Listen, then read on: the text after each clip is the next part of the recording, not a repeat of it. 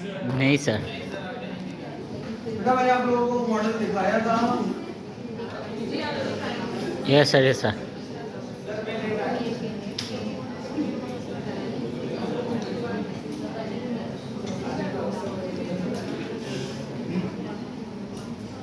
मैं इस मॉडल में हाँ।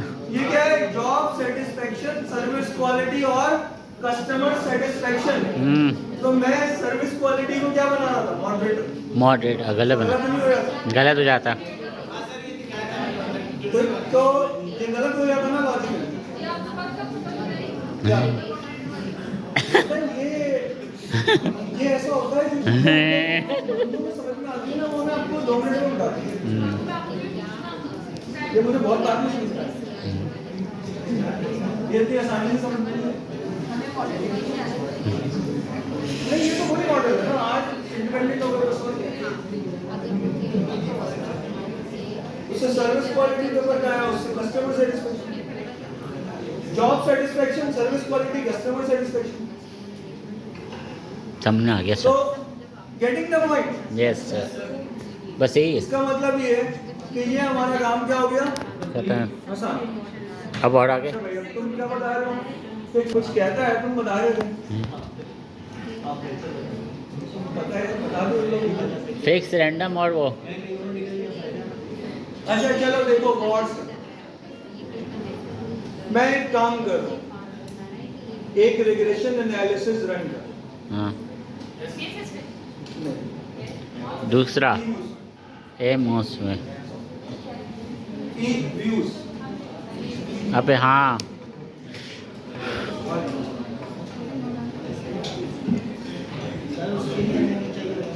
डेटा वही है। डेटा मैं अभी जान मुश्किल नहीं दे रहा हूँ, अभी देखो माइनस।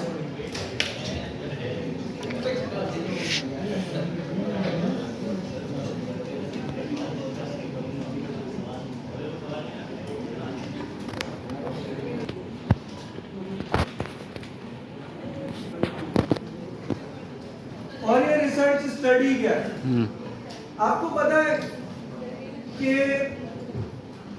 अंग्रेजों ने हिंदुस्तान पे हुकूमत की कितने अरसे, बैटल ऑफ प्लासी से चलते गए और 47 तक। तो आइडिया क्या है, आइडिया ये कि कभी भी ना ब्रिटिश गवर्नमेंट यहाँ पे अटैक करने नहीं गई। जिन लोगों ने इनिशियली हिंदुस्तान पे कब्जा किया था ना, वो ईस्ट इंडिया कंपनी, एक फर्म जो लंदन में 2 रूम के फ्लैट में बैठे हुए काम कर रहे थे, और उन्होंने 2 रूम के फ्लैट से पूरे हिंदुस्तान को पे कब्जा कर लिया। और जब 1857 में रिबेलियन हुआ ना, तो अंग्रेजों ने कहा ओ भाई क्या पंगा ले लिया, चलो तुम लोग डिसाइड करो ये पूरा हुआ। फिर ब्रिटिश क्राउन ने 1857 में टेक ओवर किया था। पहले किसने टेक ओवर किया था, पहले टेक ओवर किया था एक कंपनी ने, company Raj. There is a difference between British Raj and company Raj. Company Raj एक ब्रिटिश कंपनी जिसने हिंदुस्तान में कब्जा कर लिया। जब वॉर हो गई तो अंग्रेजों ने कहा भाई क्या कर रहे हो तुम लोगों के चक्कर में हम भी मुसीबत में आ गए, चलो तुम भी भागो। तो उन्होंने कंपनी टेक ओवर कर, दैट इज अनदर स्टोरी। अब प्रॉब्लम ये कि दुनिया में अगर आप देखें तो एक फर्म थी ना छोटी सी, वो किस लिए आया था, थॉमस रॉय किस लिए आया था 1606 में मुगल एम्परर जहांगीर के दरबार में, इसलिए कि कुछ ट्रेड हो जाए। फिर क्या हुआ, मुगल एम्परर जहांगीर की बेटी बीमार थी, उसने उनका इलाज किया, दवाई दी, वो सही हो गई। और जहांगीर ने कहा मांगो क्या मांगते हो, उसने कहा मुझे यहाँ से मिर्चा खरीदनी है, स्पाइस ट्रेड करनी है और ले जाओ। तो उसने कहा कि अच्छा चले जाए, जाके आप सूरत पे एक जगह है, वहाँ पे आप अपना बिजनेस कायम कर लें। वो बिजनेस इतना एक्सपेंड किया कि पूरे हिंदुस्तान पे कब्जा कर लिया। सही है, ये कर लिया। अब कुछ लोगों का कहना है कि भाई आज के दौर में भी तो मल्टीनेशनल ऑर्गेनाइजेशंस आ रही हैं, ये जो मल्टीनेशनल ऑर्गेनाइजेशंस आ रही हैं, ऐसा ना हो कि ये दूसरी ईस्ट इंडिया कंपनी बनी। मिसाल के तौर पे सोचे टेलीनॉर आपके पूरे मुल्क पे कब्जा कर ले, ऐसा ही हुआ था ना। तो वो ये कहते हैं कि अब हमें डिटरमाइन करने की जरूरत है कि जो बाहर से कंपनीज आ रही है इसका हमें ही कोई फायदा हो रहा है या ये सारा हमारे रिसोर्सेज गिद्धों की तरह, वल्चर्स की तरह नोच के अपने मुल्कों में लेके जा रहे हैं। अब ऐसा हो या ना हो, लेकिन कुछ लोगों के दिमाग में तो आ गया ना। सीपैक भी आया था तो लोगों ने कहा नहीं नहीं नहीं सीपैक ना करो, क्यों? ऐसा ना हो कि चाइनीज ही कब्जा ना करो। सही या गलत? लोगों के अंदर सोच पाई जाती है। अब ये प्रॉब्लम है कि ये एक डेटा है। ये एक डेटा कैसा है? ये डेटा हमारे पास ऐसा है कि ये एक कंपनी है जिसका ये एक डेटा है और इस फर्म का नाम है एयरटेल, भारतीय एयरटेल कंपनी। ये हिंदुस्तान की एक फर्म जो टेलीकॉम सर्विसेज देती है। Over the period of time ये फर्म ग्रो करती चली गई, जिसमें से अब ये 23 कंट्रीज में ऑपरेट करती है, जिसमें से 17 या 18 अफ्रीका में। ऐसा ही है। तो ये स्टडी ये करना चाह रहे हैं कि जो एयरटेल की प्रॉफिटेबिलिटी है, क्या उससे इन कंट्रीज को फायदा है या ये सारा एसेट्स वहां से जो पैसा कमा रहे हैं उसे वल्चर्स की तरह से नोच के वापस हिंदुस्तान लेके जा रहे हैं, अपनी होम कंट्री में, जो इस केस में हिंदुस्तान है। ऐसा ही है। तो ये डेटा क्या बता रहा है? ये डेटा बता रहा है एयर, क्रॉस सेक्शनल नहीं है जैसे हम पहले देख रहे थे। हाँ। ये आ गया टाइम सीरीज कि ये 2011 में क्या हुआ, वो 11 में क्या हुआ, 12 में क्या हुआ, 13 में क्या हुआ, 2021। ये क्या है? ये है एयरटेल नाइजीरिया की प्रॉफिटेबिलिटी। एयरटेल जो कंपनी है वो नाइजीरिया में उसका ऑपरेशन है, वहां पे जितने भी पैसे कमाए इसने। और ये देखना चाह रहे कि ये एयरटेल नाइजीरिया की प्रॉफिटेबिलिटी 21 में, 20 में, 19 में, 2011 में, 12 में, ऐसे ही है। yes, सब और उस साल नाइजीरिया का जीडीपी, अगर ये कंपनी पैसे बना रही है तो हमारे मुल्क का जीडीपी तो बढ़ना चाहिए ना। yes, sir. और अगर नहीं बढ़ रहा तो फायदा क्या? ऐसा ही। या दूसरा तरीका क्या है कि वो ये कह रहे हैं कि भाई ये क्या कर रहा है, एयरटेल इंडिया के एसेट्स बढ़, ऐसा ही हुआ। इसी तरीके से ये क्या है, ये नाइजीरिया का जीडीपी, ये दो कंट्रीज का उन्होंने डेटा लिया। ये क्या है, एयरटेल तंजानिया का प्रॉफिट और ये तंजानिया का जीडीपी। ऐसा ही है। yes. अब मैं एक रिग्रेशन इक्वेशन बनाना चाहता हूँ और वो रिग्रेशन इक्वेशन में बनाना चाहता हूँ बुनियादी तौर पे ऐसे कि मैं देखना चाहता हूँ कि एयरटेल नाइजीरिया का की जो प्रॉफिटेबिलिटी है, हाँ. उसका नाइजीरिया की जीडीपी पे क्या इफेक्ट आया। तो क्या मैं देख सकता हूँ रिग्रेशन से? Yes sir. रिग्रेशन इक्वेशन बनती है ना, ऐसा ही है। yes, sir. तो एक काम करते हैं, इस डेटा को लेके हम लोग ई व्यूज में ऑन करते हैं।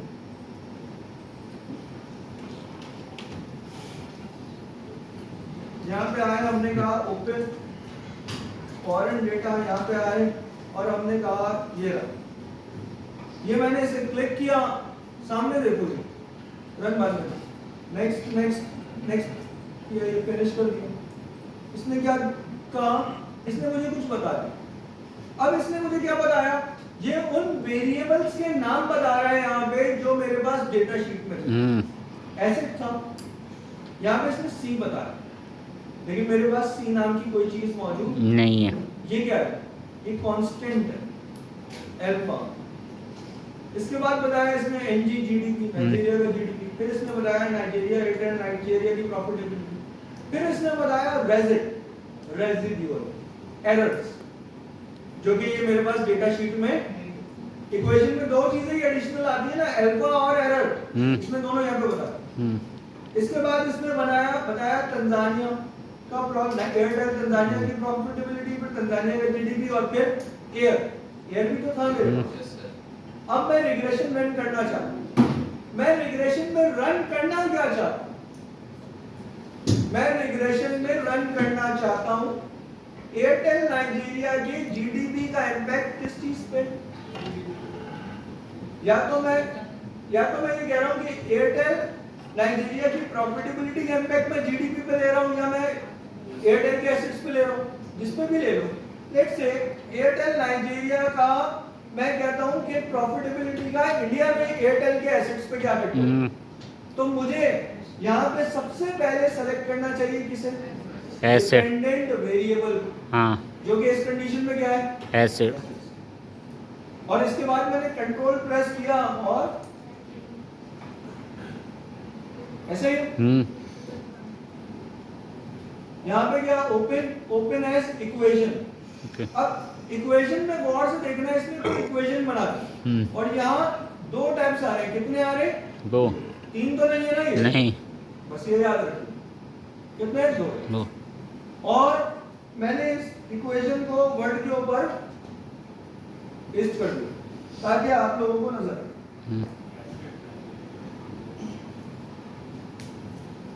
इसमें क्या किया, सबसे पहले डिपेंडेंट वेरिएबल लिया, फिर इंडिपेंडेंट लिया, फिर कांस्टेंट लिया, बस एक स्पेस से लिखे।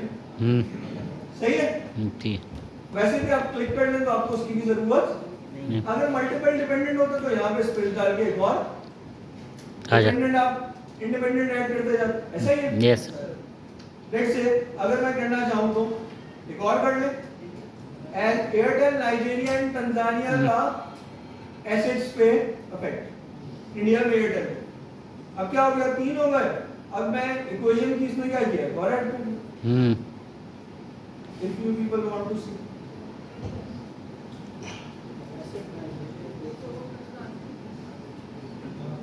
यही किया ना, यानी कि इसने इक्वेशन में से इज इक्वल्स टू भी गायब कर दिया और बीटा भी गायब कर दिया और प्लस माइनस भी गायब कर दिया और डायरेक्ट वेरिएबल की फॉर्म में लिख दिया।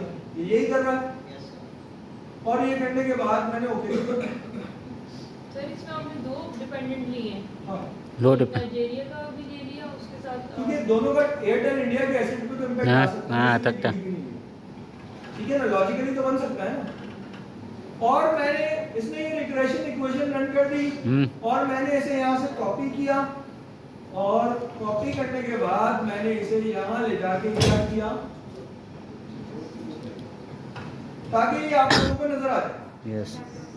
ये क्या बता रहा है, वेरिएबल का नाम ऐसे ही बता रहा होता।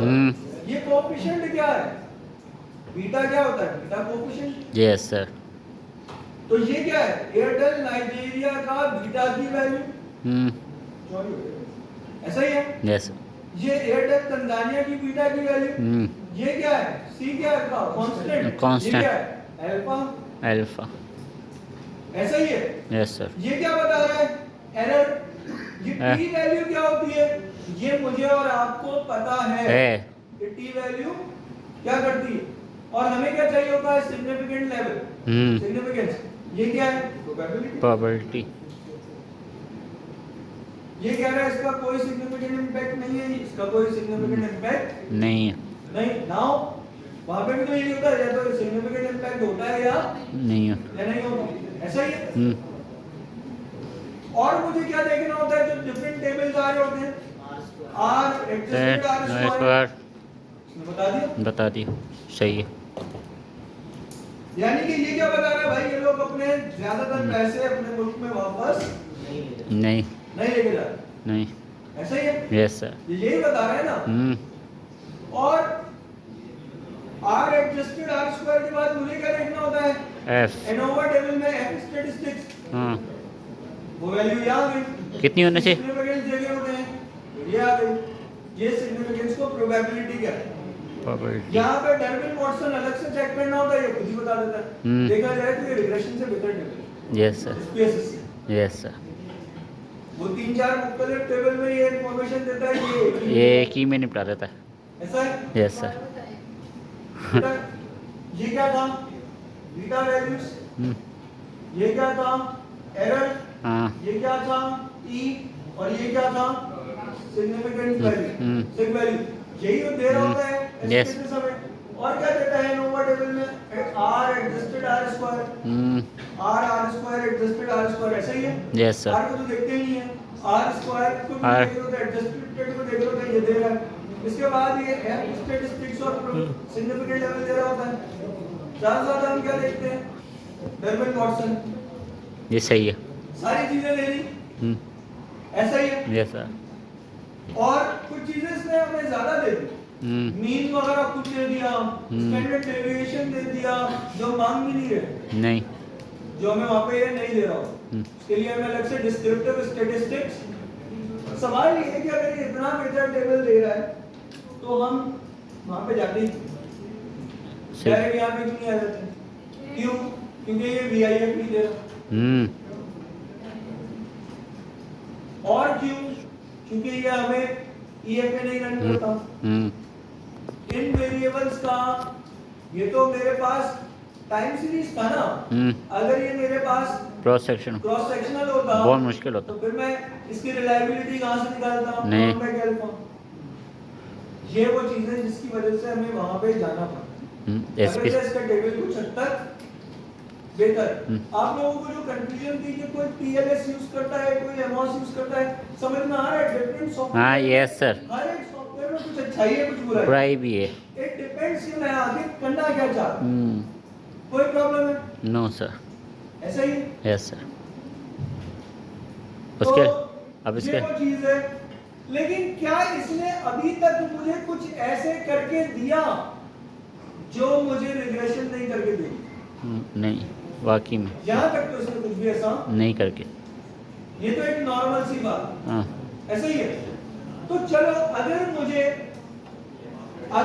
एयरटेल नाइजीरिया का जीडीपी, चले एसेट्स को तो हटा देते ना, अब अगर मुझे देखना है, अगर ऐसे 23 मुल्क पूरे के पूरे आ जाते और मैं इन 23 मुल्कों की प्रॉफिटेबिलिटी का इम्पैक्ट एयरटेल इंडिया के एसेट पे देख रहा होता तो कोई मसला नहीं था। मेरे पास कितने बीटा आ जाते हैं? 23 और एक अल्फा, ऐसे ही है। यस। ये सारे क्या हो जाते हैं? इक्वेशन में ऐड हो जाते। लेकिन इमेजिन करो कि मुझे देखना है एयरटेल नाइजीरिया की प्रॉफिटेबिलिटी किसके ऊपर? एयरटेल नाइजीरिया की जीडीपी पे। तो मुझे क्या करना पड़ेगा? जीटी एक इक्वेशन में करनी पड़ेगी। मुझे यही करना पड़ेगा ना। देखो कि मैं कहूंगा चलो इसको बंद करते हैं और मैं ये कहता हूं एयरटेल नाइजीरिया का जीडीपी, एयरटेल नाइजीरिया की जीडीपी और एयरटेल नाइजीरिया का प्रॉफिटेबिलिटी को आपस में रिग्रेस करो। ये क्या करेगा? ये दे देगा। हाँ। लेकिन अगर अब मुझे तंजानिया का करना है तो क्या करना पड़ेगा? वापसी। वापस से एक नई इक्वेशन बनानी पड़ेगी। ऐसा ही है। Yes sir. अब आप सोचें आपको तमाम के तमाम एयरटेल का करना है तो कितनी इक्वेशन बनानी पड़ेगी? 23। अगर आपको एफडीआई का इम्पैक्ट जीडीपी पे देखना है पाकिस्तान में तो आपको कितनी इक्वेशन बनानी पड़ेगी? फॉरेन डायरेक्ट इन्वेस्टमेंट का इम्पैक्ट देखना है जीडीपी पे, कितनी इक्वेशन बनानी पड़ेगी? एक। अच्छा ऐसा ही है। Yes. FDI independent, GDP dependent. हाँ। लेकिन अब आप ये कहते हैं कि नहीं इंडिया और पाकिस्तान में तो अब आपको कितनी इक्वेशन? दो। अच्छा आप कहते हैं कि 7 कंट्रीज में तो 7। अब तो 8 हो गए हैं। 8। अफगानिस्तान के इंक्लूजन। हाँ। आप पाकिस्तान की इक्वेशन अलग बनाएंगे, इंडिया की अलग बनाएंगे, हाँ।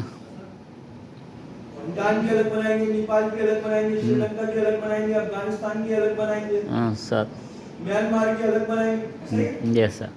मालदीव्स की अलग बनाएंगे, ऐसा होगा। अब अगर आपको यूरोपियन यूनियन पे की कंट्रीज पे एफडीआई का जीडीपी पे इम्पैक्ट देखना है तो 30, शेंजन जोन पे 27 इक्वेशंस। और आप देखना चाह रहे हैं कि दुनिया भर में एफडीआई का इम्पैक्ट जीडीपी पे क्या होता है? 206 इक्वेशंस, 206 टेरिटरीज एंड कंट्रीज। तो मतलब तो अगर अब मैं ये काम रिग्रेशन में करूं तो बस फिर किस्सा खत्म। हाँ। करते रहे।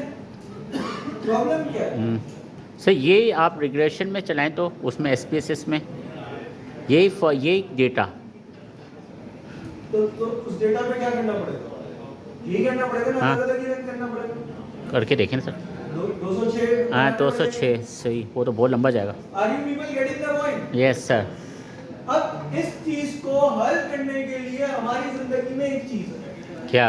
और ये वो वजह है कि जिसकी वजह से we need to depart from the SPSS and we need to arrive at EVS। EVS। और वो क्या है? मैं ये कहता हूं कि अगर किसी तरीके से मैं इसे एक ही रिग्रेशन इक्वेशन पे सबको फिट इन कर दूं नहीं हो तो जिंदगी आसान। हाँ यस सर। तो चलो एक के अंदर फिट इन करने की कोशिश करते हैं। अगर मुझे इस डेटा को एक के अंदर फिट इन करना है तो फिर मेरे पास अलग अलग कॉलम्स नहीं होने चाहिए। नहीं, एक ही होने चाहिए। कॉलम एक ही होना चाहिए। जीडी भाई क्या कर रहे हो, सुन लो इधर, ये प्रॉब्लमैटिक चीज है।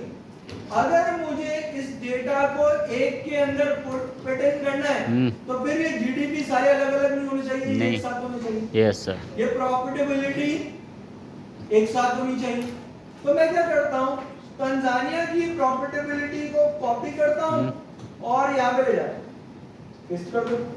बल्कि एक काम करते हैं ना, नेक्स्ट शीट पे डेटा बना, को वेस्ट नहीं करते, नेक्स्ट शीट पे ले आता। एक काम करते हैं, इसे हम ये कहते हैं, इसे हम यहाँ पे कहते हैं पैनल डेटा। हम इस डेटा को क्या बना रहे हैं, पैनल डेटा। करना क्या पड़ेगा, जीडीपी को सारे एक जगह ले जाओ, प्रॉफिट को एक जगह। एक जगह। तो मैंने नाइजीरिया के जीडीपी लिखे रहने दिए, तंजानिया का जीडीपी लिया और यहाँ से ले जाके इसे नीचे पेस्ट कर दिया, ऐसा ही है। यस। और यहाँ से मिटा दिया, तंजानिया का ये लिया प्रॉफिटेबिलिटी और नाइजीरिया की प्रॉफिटेबिलिटी के नीचे पेस्ट कर दिया, ऐसा ही है। Yes sir. तो इसके आगे क्या, एयर गायब हो गया, ये ऐसा ही है। तो मुझे क्या करना चाहिए भाई, मुझे पता तो है ना 67.1 किस ईयर का था, हाँ 2021 का, ऐसा ही है। Yes sir. तो मैं क्या करूं, वापसी मैंने इसी सीक्वेंस में किया ना, एयर को भी मैंने कॉपी करके नीचे रख दिया। पेस्ट कर दिया, ऐसा ही है। Yes sir. तो मुझे पता चल गया, ऐसा ही है। Yes sir. लेकिन अगर मैं यहाँ पे कहूँ कि ये जीडीपी है, तो अब मुझे क्या पता चल रहा है कि ये किसका जीडीपी है? नो। और क्या मुझे ये पता चल रहा है कि किसका है? नो। नहीं पता चल रहा। नहीं। तो ये किस चीज का था, कंट्रीज का। तो मैं काम करता हूँ, यहाँ पे आगे एक और नया कॉलम ऐड कर दूं और इसे कहता हूँ कंट्री। और मैंने कहा कि मेरे पास, जहां तक मेरे पास नाइजीरिया था उसे मैंने क्या कह दिया, 1 कंट्री 1। Yes sir. और जहां नाइजीरिया तक के बाद तंजानिया आ रहा था उसे मैंने क्या कहा, कंट्री 2। कंट्री 2।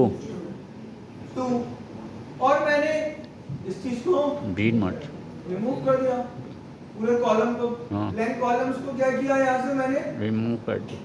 अब ये एसिड्स क्या नाइजीरिया या तंजानिया में थे, तो दोनों के सेम आ रहे थे। हाँ। तो मुझे क्या करना चाहिए, होम कंट्री।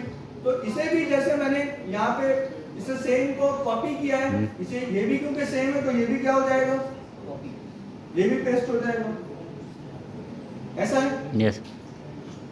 ऐसा है। Yes sir. तो अब मुझे क्या करना चाहिए, अब मुझे इस पे, ये मैंने पैनल डेटा के नाम से सेव कर दिया और बंद कर दिया।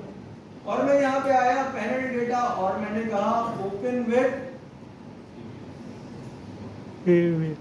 और मैंने नेक्स्ट किया और मैंने कहा क्या लिया यहाँ पे, मैंने कहा कि मुझे जरा बताओ कि प्रॉफिटेबिलिटी का जीडीपी पे फर्क आ रहा है या नहीं।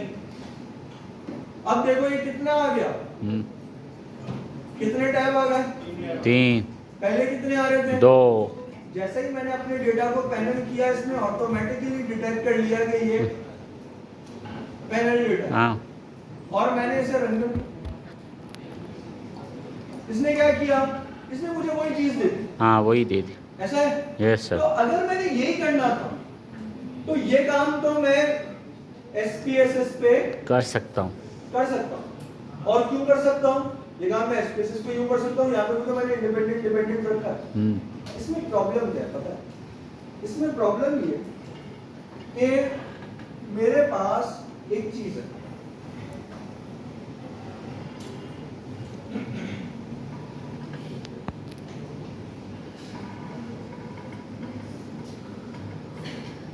देखो मेरे पास वेरिएबल क्या था यहाँ पे?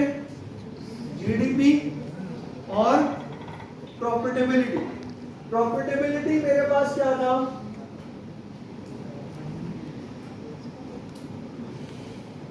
और ये क्या था? ऐसा ही है। यस। तो आपको नहीं लगता कि अगर मैंने इसे ड्रॉ किया था एक ही ग्राफ में, तो मुझे क्या करना चाहिए था कि ये ब्लैक वाला किसका हो गया? लेट्स से नाइजीरिया का, और ये वाला किसका हो गया? तंजानिया का। तो क्या इसे मुझे अलग अलग नहीं देना चाहिए? क्या मुझे इसे अलग अलग नहीं देना चाहिए? देना चाहिए। तो क्या इसने मुझे ऐसा कुछ दिया? नहीं। तो क्या ये सही मान लूंगा मैं? नहीं। तो एसपीएसएस तो मुझे यही देगा। तो यहाँ पे आपको समझ में आया कि यहाँ तक का तो काम एसपीएसएस कर रहा है, लेकिन तो मुझे चाहिए ही नहीं, ये तो लॉजिकली गलत है। क्यों? क्योंकि ये क्या है? गड़बड़ है। ऐसा ही है? Yes sir. अच्छा, अब एक चीज गौर से देखो, लाइन जो है, ये लाइन किस लिए बनी होगी? क्योंकि यहाँ कोई ना कोई पॉइंट्स होंगे। होंगे। ऐसा ही है? Yes sir. और ये यहाँ पे बेस्ट फिट होगी। Yes sir. ऐसा ही है? और यहाँ पे कुछ पॉइंट्स ऐसे होंगे। तो ये लाइन ऐसे बन गई होगी। कुछ बाहर भी होंगे। ऐसा ही? ये लाइन ऐसे बन गई होगी। लेकिन कभी कभी ऐसा हो सकता है कि मैं गया, ये मेरे पास प्रॉफिट था, प्रॉफिटेबिलिटी, और ये क्या है मेरे पास? सही है? और मेरे पास लाइन कैसे बन रही है? ये लेट्स से नाइजीरिया की।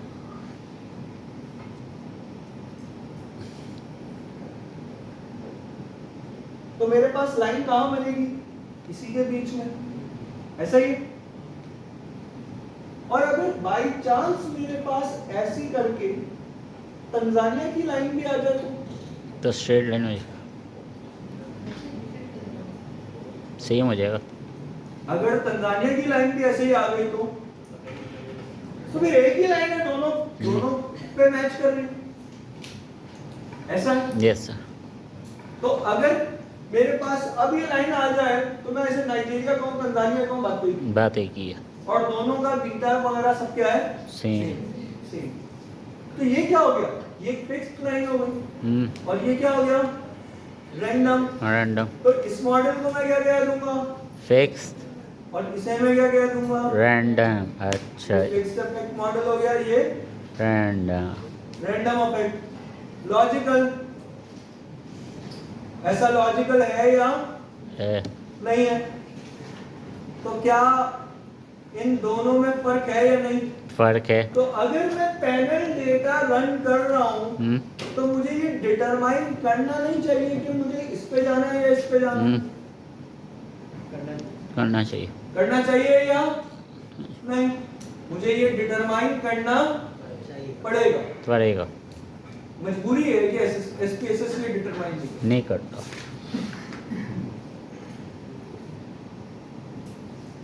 समझ में आ रही है आप लोगों को? Yes sir. कोई कंफ्यूजन है यहाँ तक?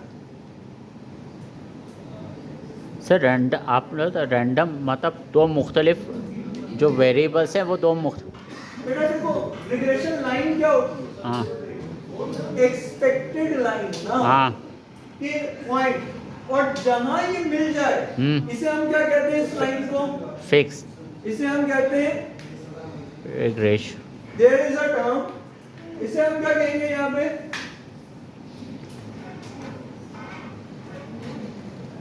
Blue. Best linear unbiased estimate. Estimate what do we mean by best? Best देखो linear what do I mean by best?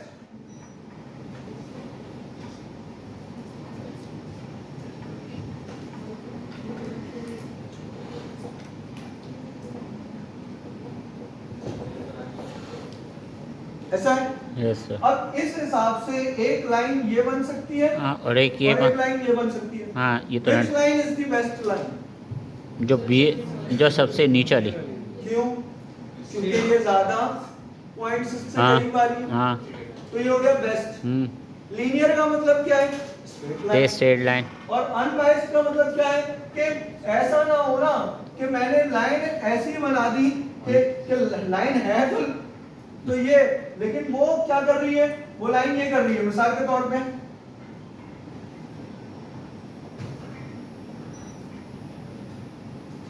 अच्छा ये बाइस्ड है ना?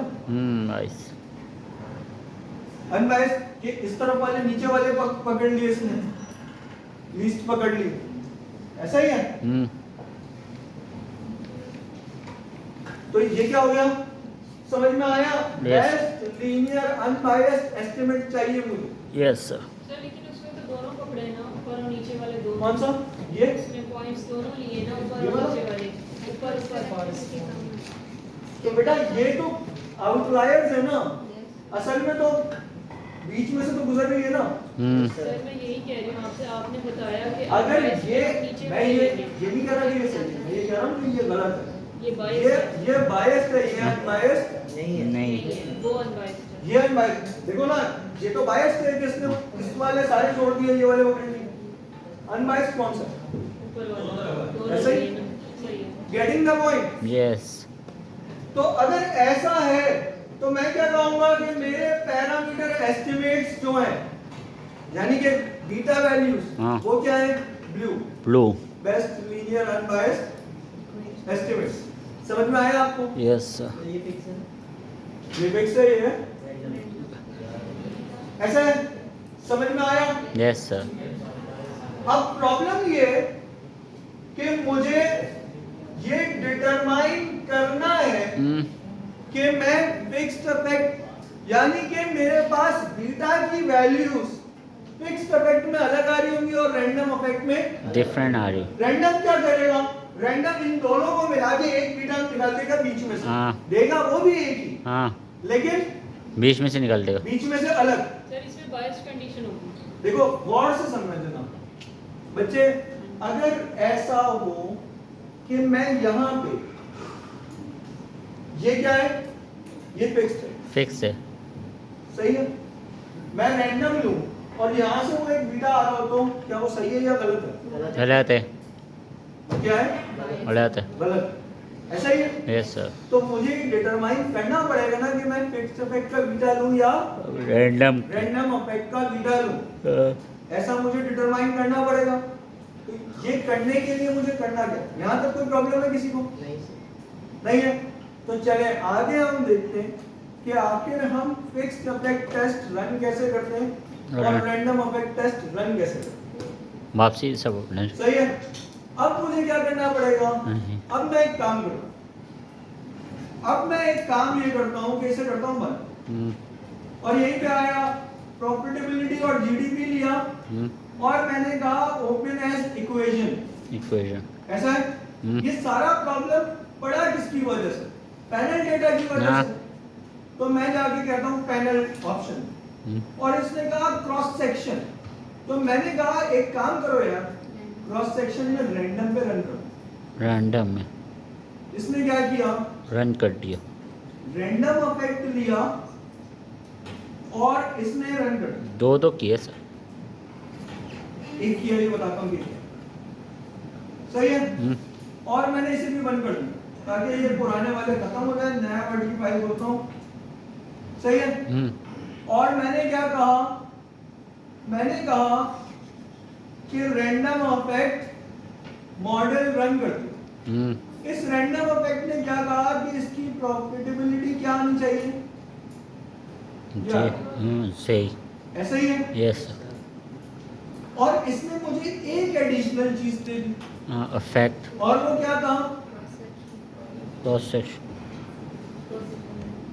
ऐसा ही है, यस सर।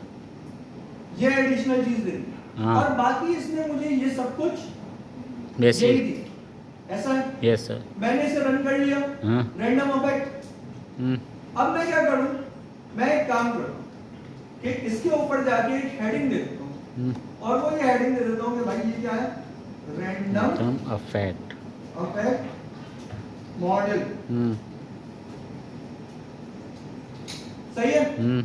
और अब मैं यहाँ पे आ गया और मैंने कहा कि इसको मैंने किया बंद, और यहाँ पे वापस से आया ओपन एस इक्वेशन, और यहाँ पे आया मैं और मैंने कहा फिक्स क्रॉस सेक्शन को क्या कर दिया, वैस, और मैं यहाँ पे आ गया और मैंने इसे कॉपी किया, और मैंने क्या किया, यहाँ पे मैंने लिखा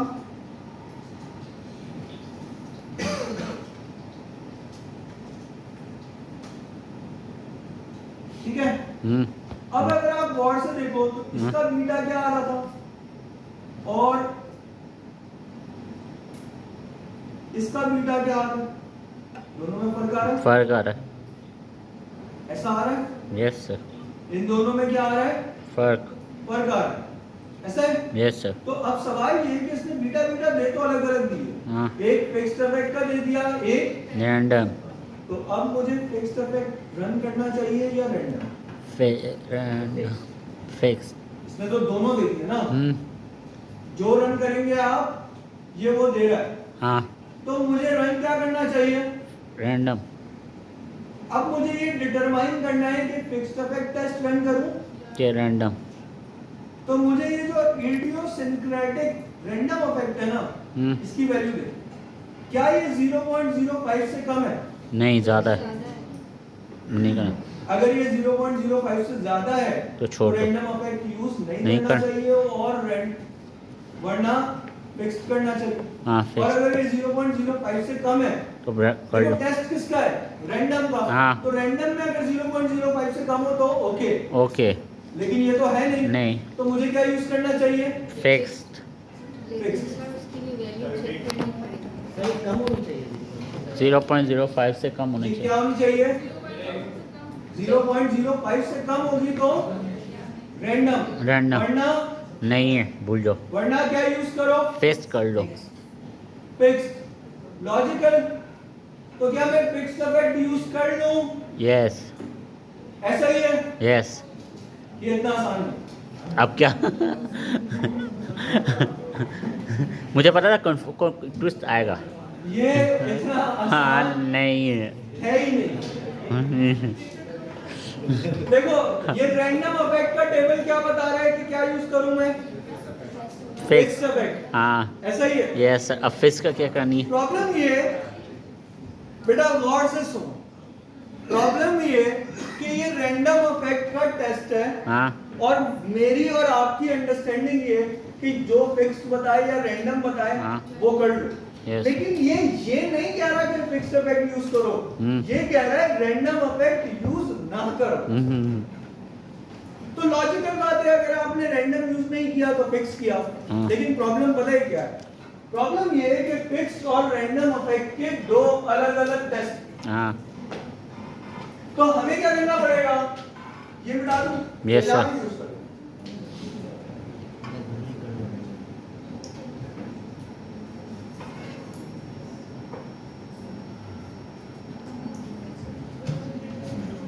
देखो there can be a condition,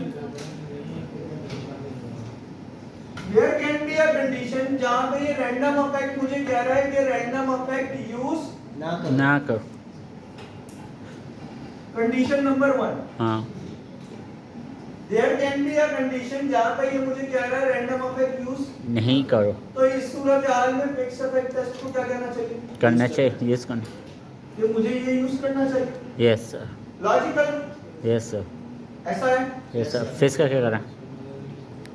condition number 2 हाँ, कि फिक्स्ड इफेक्ट कह रहा है यूज ना करो और रैंडम इफेक्ट कह रहा है यूज कर लो, करो, तो मुझे क्या यूज करना चाहिए, फिर रैंडम। दोनों। टेस्ट रन कर रहे हैं ना। अभी तो हमने कौन सा टेस्ट रन किया है? रैंडम। हाँ। तो मैं ये कह रहा हूँ कि अगर ये कह रहा है कि ये यूज ना करो तो फिक्स अफेक्ट का टेस्ट रन करूंगा तो उसे लॉजिकली क्या कहना चाहिए? फिक्स। क्योंकि रैंडम तो है नहीं। हाँ। ऐसा ही है। तो अगर मैं फिक्स अफेक्ट का बाद इसके बाद यूज करता हूँ वो ये कहता है तो फिर ये यूज कहना चाहिए। ऐसा लॉजिकल है। Yes sir. इसमें कोई प्रॉब्लम है? No sir. क्यों? क्योंकि ये दोनों आपस में क्या कर रहे हैं? सिंक्रोनाइज है। Yes, sir. लेकिन प्रॉब्लम पता है क्या है? देयर कैन बी कंडीशंस जब आपके पास फिक्स्ड अफेक्ट टेस्ट कहेगा फिक्स यूज करो, रैंडम अफेक्ट कहेगा रैंडम यूज करो। अब क्या करना है? दोनों कह रहा तो क्या करें? अब ऐसी कंडीशन में आप क्या करो? फेक। दुआ करेंगे। ऐसी कंडीशन में आपको कुछ ना कुछ तो करना पड़ेगा। यस सर, फिक्स सही है। तो पता है आपको क्या करना पड़ेगा? फिक्स। ऐसी कंडीशन में ये टाई आ गया। टाई। अब आपको इसके लिए एक और टेस्ट रन करना पड़ेगा। क्या? इसका नाम है ऑसम। हाँ, ये उसमें वो मुश्किल। ऑसमन टेस्ट। हॉस्पिटल टेस्ट और फिर जो ऑसमन है ना वही कर लो। हम वही मान। सब याद आया हॉस्पिटल। समझ में आया? Yes sir. अच्छा, इसका मतलब ये कि अगर मेरे पास ये कहानी आ गई तो मुझे मैं खुश हो रहा था कि मुझे फिक्स यूज कर लूं, जरूरी नहीं है। हो सकता है ये वाली कंडीशन आ जाए, तीसरी वाली। तो मुझे क्या करना पड़ेगा? तो हॉस्पिटल। मुझे किसी भी सूरत में सबसे पहले तो फिक्स अफेक्ट टेस्ट रन करना पड़ेगा। हाँ ताकि मुझे पता चले कि ऐसा नहीं हुआ हाँ। कि कोई प्रॉब्लम है। ऐसा है। Getting the point? Yes sir. So hospital test क्या? जब मैंने फिक्स अफेक्ट रैंडम अफेक्ट ने तो ये मुझे सामने दे दिया ना। क्या? फिक्स अफेक्ट मुझे सामने नहीं दे रहा। नहीं दे रहा। नहीं दे रहा। ऐसे में मुझे करना क्या पड़ेगा? मैं यहाँ पे आया और कहाँ पे आया? व्यू में। व्यू में जाके मैंने कहा फिक्स रैंडम अफेक्ट टेस्टिंग और मैं यहाँ पे आ गया जिसे मैंने कहा हॉर्मोन। ये रहा सबसे नीचे आखिरी में सर। ये फिक्स अफेक्ट। मैंने फिक्स अफेक्ट का टेस्ट तो रन मैंने तो फिक्स अफेक्ट का बीटा निकाला ना। हाँ। टेस्ट तो रन नहीं किया ना। वो तो रैंडम ने तो डायरेक्टली दे दिया था। देखो इसको गौर से सुनो मैं क्या कह रहा हूँ। मैं ये कह रहा हूँ कि इसने तो मुझे ये एडिशनल दे दिया था रैंडम ने। Yes sir. जिसने मुझे बताया रैंडम यूज ना करो। ना तो करो। मुझे कैसे पता चले कि मैं फिक्स यूज करूँ? यहाँ तो उसने कुछ भी नहीं। नहीं। तो अब मैंने फिक्स तो रन कर लिया जिसने मुझे फिक्स का बीटा दे दिया, सब कुछ दे दिया, लेकिन उसने अलग से टेबल नहीं दी। नहीं दिया जिसमें वो दो चीजें हैं। तो अब मुझे उन दो चीजों निकालने के लिए क्या करना पड़ेगा? व्यू फिक्स रैंडम अफेक्ट और मैं यहाँ पे आऊंगा रिडंडेंट फिक्स अफेक्ट टेस्ट। और जैसे ही मैंने रन किया इसने मुझे क्या कहा? इसने मुझे वो टेस्ट भी दिया और नीचे कुछ एडिशनल चीजें भी दी।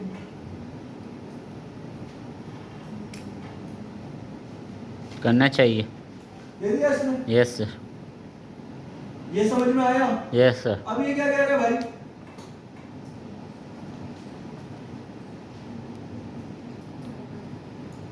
देर अफेक्ट करना इसने ये दे दिया मुझे। Yes sir.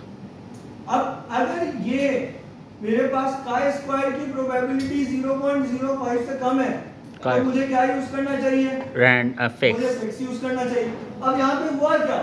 फिक्स कह रहा है फिक्स यूज, रैंडम कह रहा है रैंडम यूज ना करो। करो। और फिक्स क्या कह रहा है? कर लो। फिक्स कह रहा है फिक्स यूज कर लो। कर लो।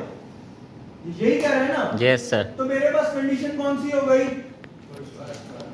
फर्स्ट वाली। फर्स्ट वाली। लेकिन अगर ये ना कहता तो फिर सेकंड पे तो सेकंड में फिर मुझे क्या करना पड़ता पता है? नहीं सेकंड तो यही बता रहा है ना। हाँ, यही। फर्स्ट और सेकंड तो इक्वल ही है ना। हाँ। इसी टेस्ट पे सिर्फ चेंज फिर होता था वैल्यू। फिर हॉर्समैन पे अब मुझे हॉर्समैन पे जाना है। हाँ। हॉर्समैन के लिए मुझे जाने के लिए क्या करना पड़ेगा व्यू। पता है?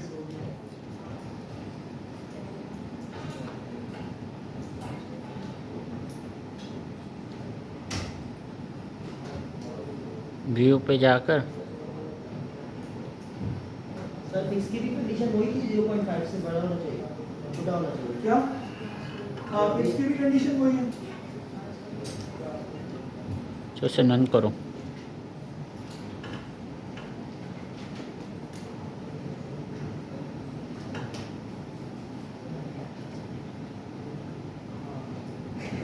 ऑस्मेन पे आ जाए।